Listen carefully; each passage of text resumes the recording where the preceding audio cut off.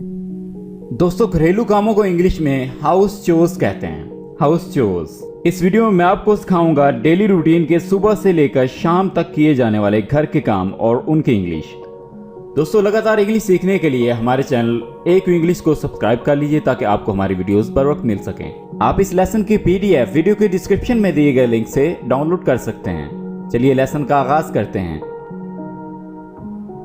दोस्तों, बर्तन धोने को इंग्लिश में वॉश द डिशेस या डू द डिशेस कहते हैं और बर्तनों को आमतौर पर हम यूटेंसिल्स कहते हैं। आपने ये नहीं कहना है कि वॉश द यूटेंसिल्स, आप कहेंगे वॉश द डिशेस। बर्तन खुश्क करना। बर्तन धोने के बाद बारी आती है बर्तन खुश्क करने की, तो इसको हम इंग्लिश में ड्राई द डिशेस कहते हैं। Dry the dishes. कपड़े धोना। कपड़े धोने को हम इंग्लिश में कहते हैं डू लॉन्ड्री। Do laundry. कपड़े सुखाने को हम इंग्लिश में ड्राई क्लोथ्स कहते हैं। To dry clothes. कपड़े लटकाने को हम इंग्लिश में टू हैंग क्लोथ्स कहते हैं। To hang clothes.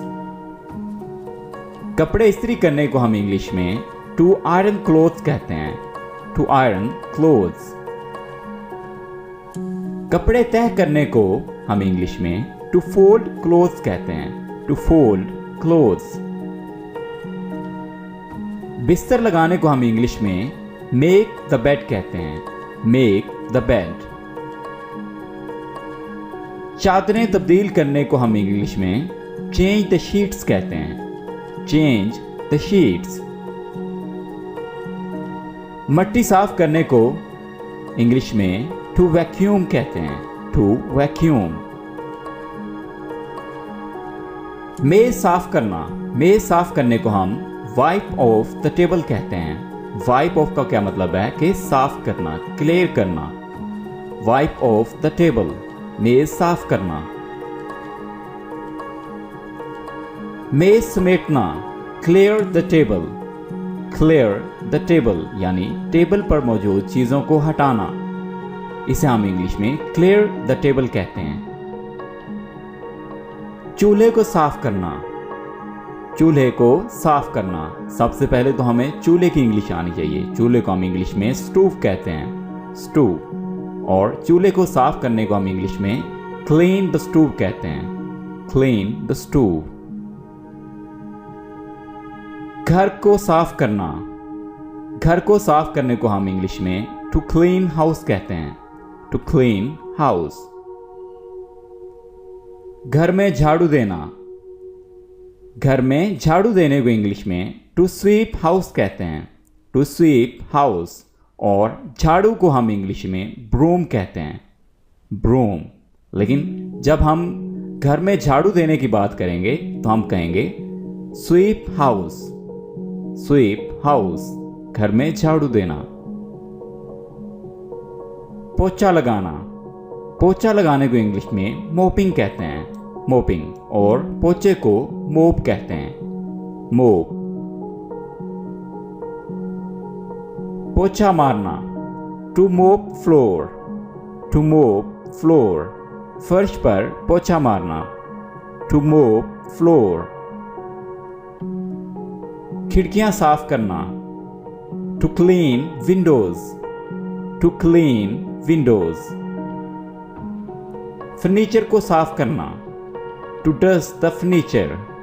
To dust the furniture. खाना तैयार करना। खाना तैयार करने को हम इंग्लिश में टू प्रिपेयर मील्स कहते हैं। Prepare meals. नाश्ता बनाने को हम इंग्लिश में मेक ब्रेकफास्ट कहते हैं। Make breakfast. नाश्ता बनाना। दोपहर का खाना बनाने को हम इंग्लिश में मेक लंच कहते हैं। Make lunch. रात का खाना बनाने को इंग्लिश में मेक डिनर कहते हैं। Make dinner. चटाई से गिर्द निकालना। चटाई से मट्टी वगैरह निकालना।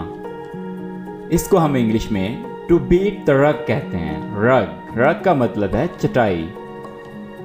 टू बीट द रग यानी चटाई से मट्टी वगैरह निकालना। वॉशरूम साफ करना, to clean bathroom, to clean bathroom. पौधों को पानी देना, to water plants, to water plants. घास फूस साफ करना, to weed the garden, to weed the garden. यानी गार्डन में, बाग में मौजूद जड़ी बूटियों को, घास फूस वगैरह को साफ करना, इसको हम इंग्लिश में टू वीड द गार्डन कहते हैं।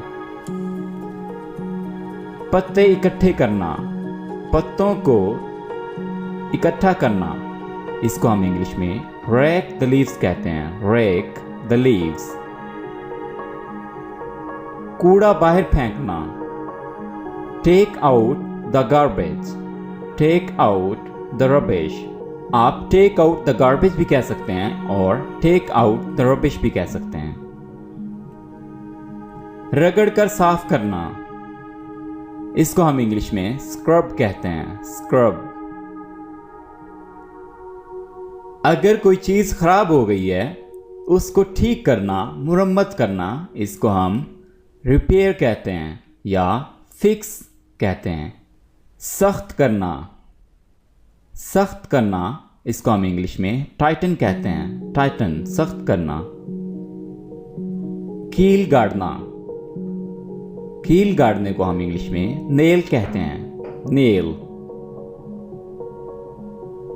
सुराख करना, सुराख करने को हम इंग्लिश में ड्रिल कहते हैं, ड्रिल।